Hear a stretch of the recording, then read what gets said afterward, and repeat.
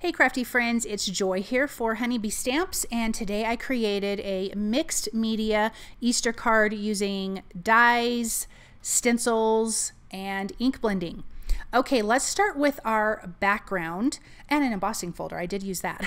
Let's start with our background. I'm going to do some ink blending or ink smooshing, and I like to use acetate. That's kind of a newer thing for me, but I like it because I feel like I can see where I'm putting the ink. I have started with Speckled Egg Distress Oxide ink. So I smushed it on my piece of acetate, I spritzed it with my distress sprayer, and then I'm going to add it to my piece of mixed media white cardstock. And I like it this way, like I mentioned, so I can kind of see where I'm putting ink, and you know, there's a small element of control in it, but I feel like I do better backgrounds this way for me personally. I'm going to do a little bit more. I'm going to add a little bit more water. I didn't love how splotchy it was. I just didn't put enough water the first time on my ink, so now I have more water, and I'm going to take my heat tool and dry in between before I use my next color. I'm going to be using Iced Spruce, and I did a lot. I didn't realize it was going to be so dark on there, and it's dark. But not to worry, because again, this is, you know, ink smooshing, ink blending, ink whatever, and it turned out beautiful. So because there was so much, I am just going to use my distress sprayer to break up all of that water, or excuse me, all of that ink with water. And then I'm going to kind of move it around, let it blend in to the color in the background, let it blend into each other, and just kind of soften all the harshness of the ink. And then I'm going to use my heat tool to heat that. Now I'm going to bring back in Speckled Egg one more time and do that right in the center, kind of connecting the Iced Spruce with the Speckled Egg. And I think it's beautiful now. I love this. Now I am using the Eyelet lace folder, and it has a die cut with it. I'm going to tape the die cut in place and line up my paper down towards the bottom. This is going to give us a beautiful scalloped edge, very lacy looking, plus we're going to get the dots on the background, the dots on the scalloped edge. It is beautiful. I love this background. So I went through my stash for all of these things. These are all from older releases, but I wanted to make an Easter card, and so I just love having all of these kind of products from Honeybee because they're so beautiful. Look at how pretty that is. Okay, now let's bring in our stencil and some texture paste. This is just white texture paste. This is Cloud Whip that I'm using. The stencil is the mini Hexagons stencil, and I am just going to put this texture paste in just a few areas. I'm not putting it at the top where the scallops are, but I am going to put it down here at the bottom in a few areas. And then once I remove the stencil, I'm going to kind of feather out the edges. I did learn that from Tiffany Solario, that she feathers out the edges when she does stenciling like this. And I was like, oh, okay, that makes sense, because sometimes I don't love that harsh edge either. So I'm like, yes, that is a perfect tip. So I'm going to do that just a little bit, just to kind of soften those harsh edges. And I am going to let this dry. We are going to come back and do something else with it, with a little bit of Speckled Egg Distress Oxide spray. But now I have die cut from the scalloped A2 card frames, and then this other rectangle that I'm putting inside is from the Sweet Stacklets rectangles. I want to create a frame because this is going to go on top of our background. So I'm going to run this through the die cut machine. That's going to cut out the centerpiece, and it's going to leave us with this beautiful scalloped frame that's going to be part of our design. I'm going to do a little bit of inking on this as well. I'm going to do that in a little bit of a different way. I'm using Speckled Egg. I'm just going to brush some ink on in some of the spots on this background, and then I'm going to spritz it with my distress sprayer, which is going to move that ink and soften it, just kind of like what we did on the other background, and it won't be completely colored. I dried it with my heat tool, and then now I'm just going to add some of that Speckled Egg on just the edges, the scalloped edges, just a little bit. And then we have this beautiful kind of multicolored, even though we only use one color. Then I have die cut this leaf here from the Lovely Layers Greenery. The next leaf I'm going to be coloring is also from the Lovely Layers Greenery. I am ink blending this one with old paper. I am using the Belux blender brushes. I think this is the size, this is the smallest one, and I can't remember if that's the size 5 or the size 10. I think it's the 5. And I'm ink blending mainly at the base of the leaves and the stem, kind of leaving the tips on the lighter side, so it's kind of giving a two-toned look. And I'm also going to splatter this with the old paper, but look at how pretty that is against that background. So I'm going to smush that on my work surface, add a little bit of water, and then splatter on the background. And I did speed this up a little bit because it is a lot of ink blending, and I feel like that's okay to see kind of quick. Then this next large leaf again is from the Lovely Layers Greenery. And I am using, oh, what color is this? This is Shabby Shutters. So I'm using 3 different greens. I will also be using Bundled Sage for the other leaves. So using the size 7 Bitty blender brush, I am ink blending down the stem and at the base of the leaves, and I'm taking kind of the point because these brushes go at an angle, so the point, I am using that on the veins of the leaf a little bit to try to make that a little bit darker. Not that it really matters, you don't have to do that. I think sometimes I tend to overthink things that way and I'm like, let's add more. So that's what I'm doing. And I was deciding on this other leaf, but I did not use it. So I will splatter that in a minute with the Shabby Shutters ink, but here's the other leaves. These are from the Lovely Layers Tulips dies.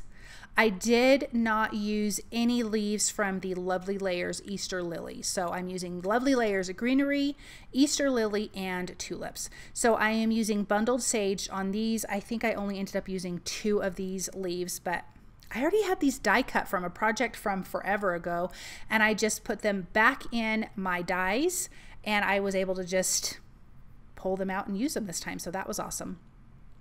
I didn't even have to die cut.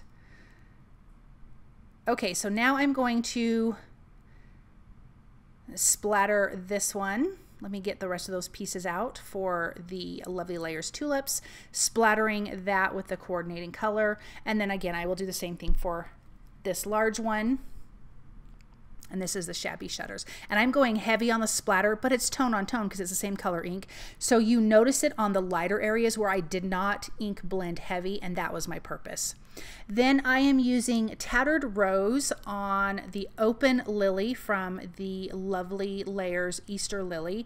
And then I have like a lily that's not all the way open, kind of the bud. And then I have one tulip from the Lovely Layers Tulips. I've die cut all of these from mixed media white cardstock because I'm doing ink blending with, or ink smooshing and adding water. I needed a thicker cardstock, and I do get that from scrapbook.com, but you can use any kind of mixed media cardstock that you might have. I'm going to splatter this with the Tattered Rose. I'm going to splatter everything. I love splatter. I think the only thing I didn't splatter was the background, which is kind of funny, but I did splatter the leaves and the flowers, but I guess that's good because then they'll stand out differently. Then I'm using Victorian Velvet for the closed tulip. Nope, for the closed Easter Lily.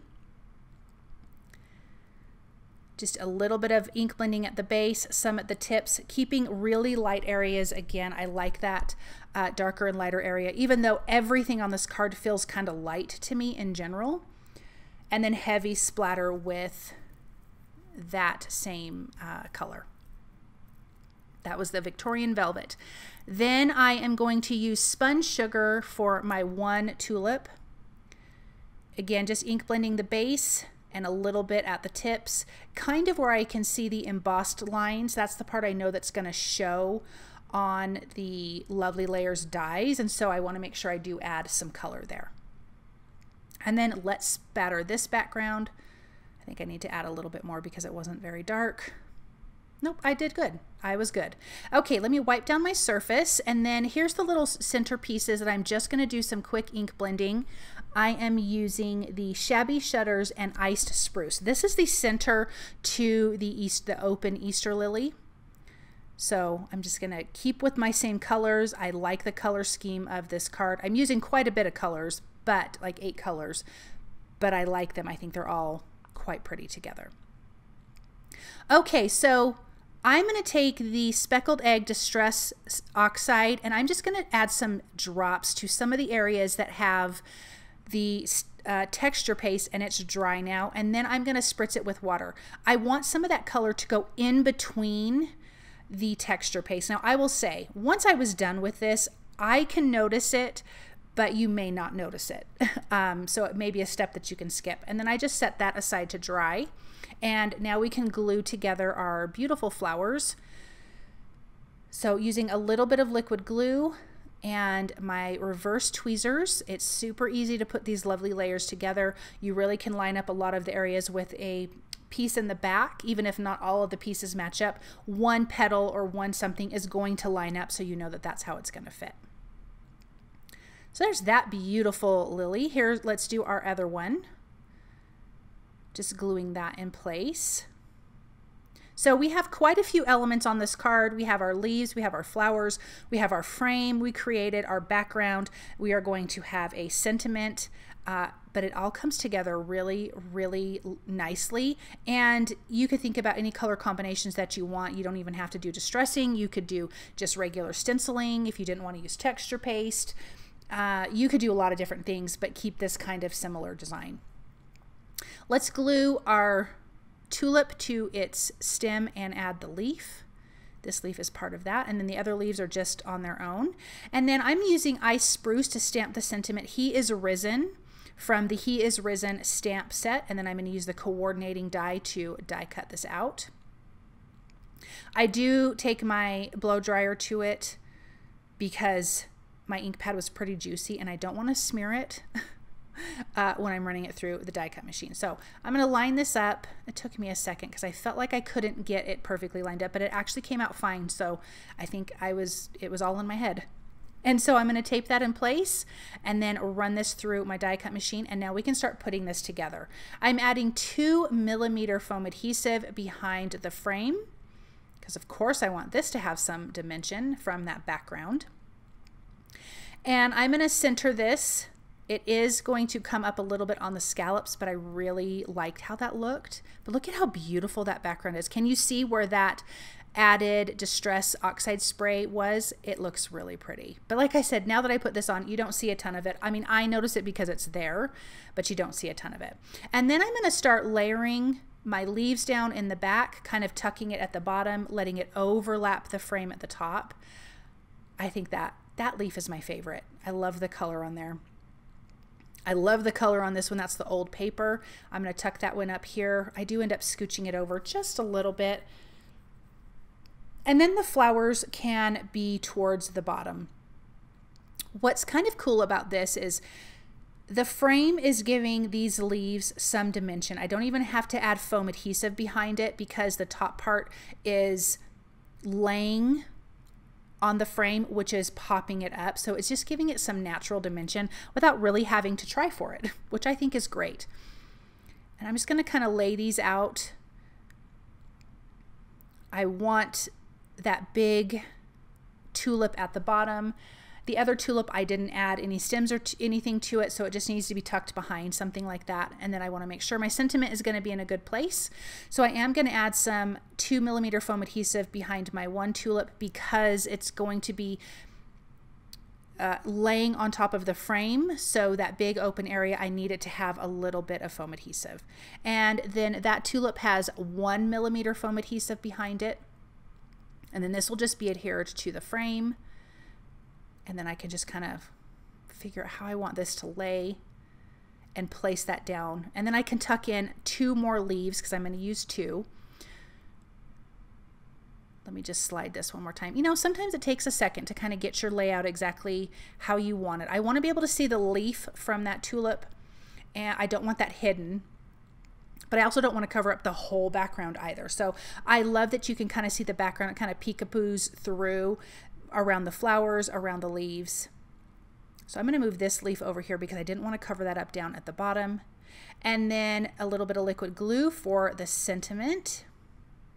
And then this will be adhered to a white A2 size card base. It is right now. And let's take a look at this. Isn't that beautiful? I love that you can see the white behind the scallop at the top, those beautiful florals, the background with the embossing, and the stenciling. I just think it all turned out really, really pretty.